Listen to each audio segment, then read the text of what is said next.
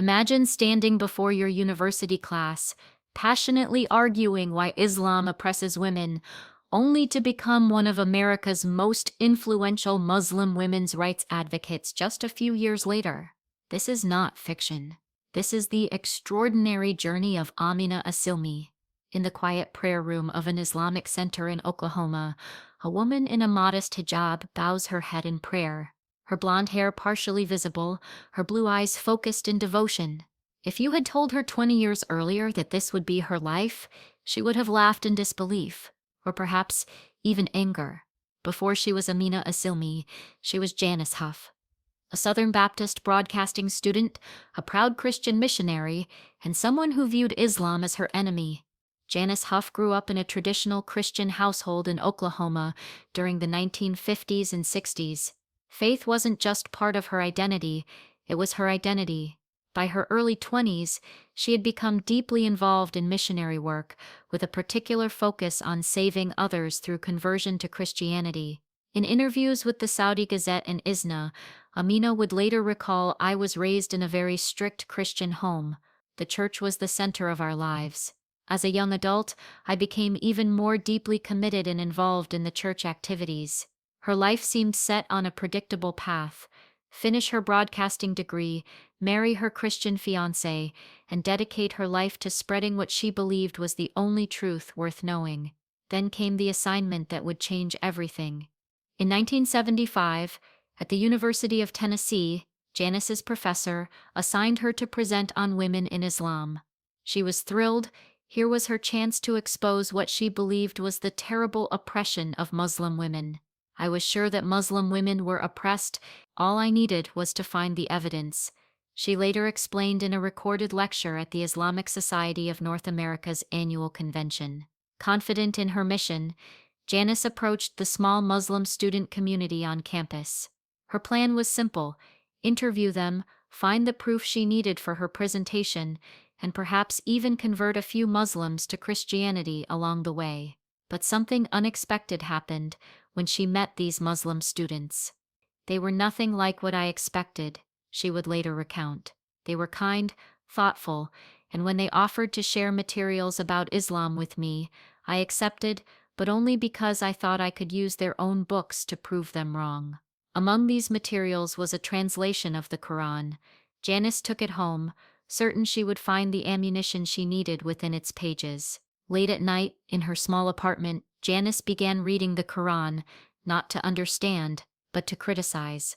She opened to the first page, pen in hand, ready to mark every contradiction, every problematic passage. But as the hours passed, something strange happened. The pen remained unused.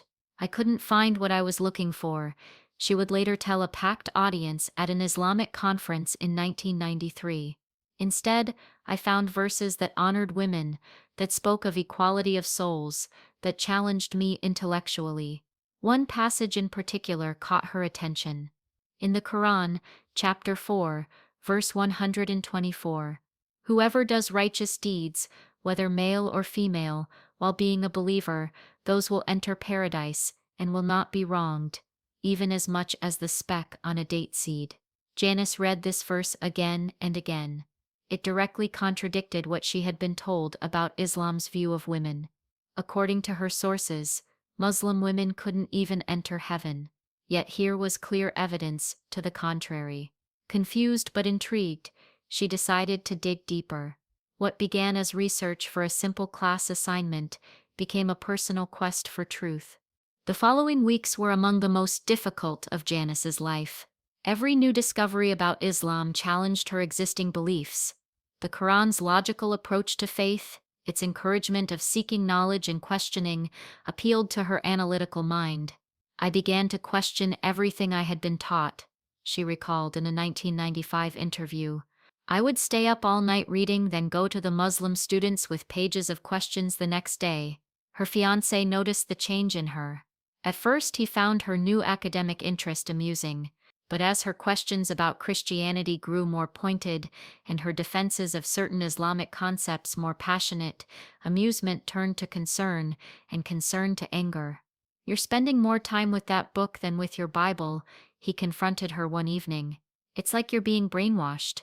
Janice insisted she was simply being thorough in her research, but deep down she knew something profound was happening to her worldview. During this time, she began experiencing vivid dreams, dreams where she was in unfamiliar places, among people speaking languages she didn't understand, yet feeling strangely at home. She kept these experiences private, unsure what to make of them. The following weeks were among the most difficult of Janice's life. Every new discovery about Islam challenged her existing beliefs. The Quran's logical approach to faith, its encouragement of seeking knowledge and questioning, appealed to her analytical mind. "I began to question everything I had been taught," she recalled in a 1995 interview. "I would stay up all night reading, then go to the Muslim students with pages of questions the next day." Her fiancé noticed the change in her. At first, he found her new academic interest amusing, but as her questions about Christianity grew more pointed and her defenses of certain Islamic concepts more passionate, amusement turned to concern and concern to anger. "You're spending more time with that book than with your Bible," he confronted her one evening. "It's like you're being brainwashed." Janice insisted she was simply being thorough in her research, but deep down she knew something profound was happening to her worldview. During this time, she began experiencing vivid dreams, dreams where she was in unfamiliar places, among people speaking languages she didn't understand, yet feeling strangely at home. She kept these experiences private, unsure what to make of them. In a small room at the Islamic Center, surrounded by the Muslim students who had become her friends and teachers, Janice Huff spoke the words that would transform her from a Baptist missionary to a Muslim convert. أشهد أن لا إله إلا الله وأشهد أن محمدا رسول الله. "I bear witness that there is no deity worthy of worship except God, and I bear witness that Muhammad is the messenger of God." With these words, spoken in April 1977, Janice became Aminah Assilmi. The name, chosen for its meaning, faithful and trustworthy, represented her commitment to her new path. But as she would soon discover, saying the Shahada declaration of faith was just the beginning of her challenges. When Aminah returned home wearing a headscarf, her fiancé was waiting. One look was all it took. "You've done it, haven't you?" he asked, his voice barely above a whisper. "You've become one of them." The engagement ended that night. Within a week, she was dropped from her broadcasting courses. Her professors claimed her headscarf would make her unemployable in television. Friends stopped calling. Family members expressed everything from concern to outright hostility. "My mother thought I had joined a cult," Aminah recalled in a 2007 interview. "She was convinced I had been brainwashed and needed to be deprogrammed." Perhaps most painfully, she lost custody of her two children when her ex-husband convinced a judge that her conversion made her an unfit mother. The judge's words still echoed in her memory years later. "This court cannot allow these children to be raised by someone who has clearly embraced foreign and radical ideas." Overnight, Aminah lost nearly everything that had defined her life: her career path, her support network, her children, her community standing. Music becomes more determined. But what many saw as the end of Janice Huff's promising future was actually the beginning of Aminah Assilmi's extraordinary journey.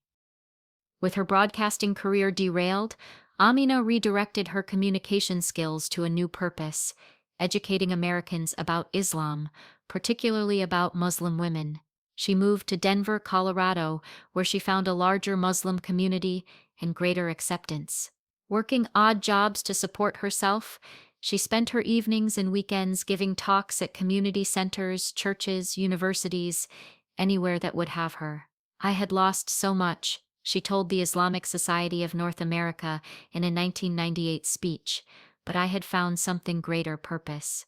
Her unique position as an American-born convert with strong communication skills made her particularly effective at bridging cultural gaps. She could explain Islamic concepts in ways that resonated with American audiences, drawing on cultural references and experiences they understood. By the mid-1980s, Aminah had become a sought-after speaker. She founded the International Union of Muslim Women, an organization dedicated to educating both Muslims and non-Muslims about women's rights in Islam. In 1993, her persistent efforts led to a significant achievement. She successfully lobbied the U.S. Postal Service to release an Eid stamp, recognizing the Islamic holidays as part of America's diverse cultural fabric. This victory, which took 7 years of advocacy, established her as one of American Islam's most effective advocates. 10 years after her conversion, something remarkable happened. Aminah's children, now teenagers, reached out to her. Curious about the mother they barely remembered, they arranged a meeting. I was terrified, Aminah admitted in her memoir notes, found in ISNA archives. What if they hated me? What if they believed all the terrible things they must have been told about Muslims?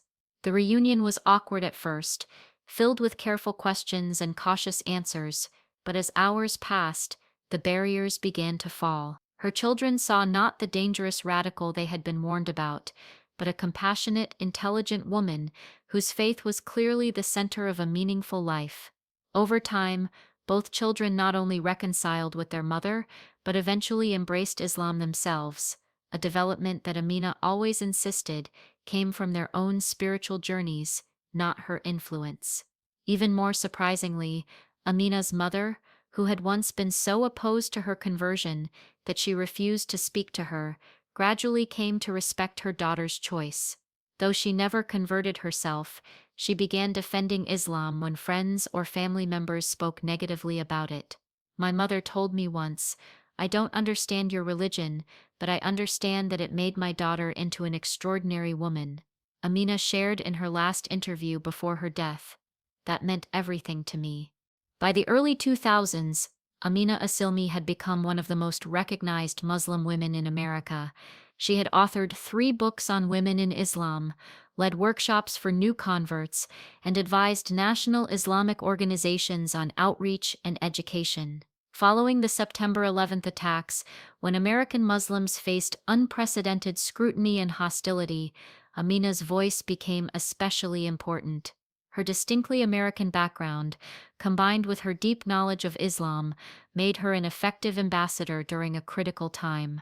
In 2005, she was named one of the 500 most influential Muslims in the world by the Royal Islamic Strategic Studies Center, the only American-born woman on the list. But perhaps her greatest legacy was more personal: the thousands of individuals, both Muslim and non-Muslim, whose understanding of Islam was transformed through her work. Ingrid Mattson, former president of ISNA, once remarked Aminah had a unique ability to make Islamic teachings accessible without simplifying or compromising them. She could explain complex theological concepts as easily as she could address practical concerns about daily life as a Muslim in America.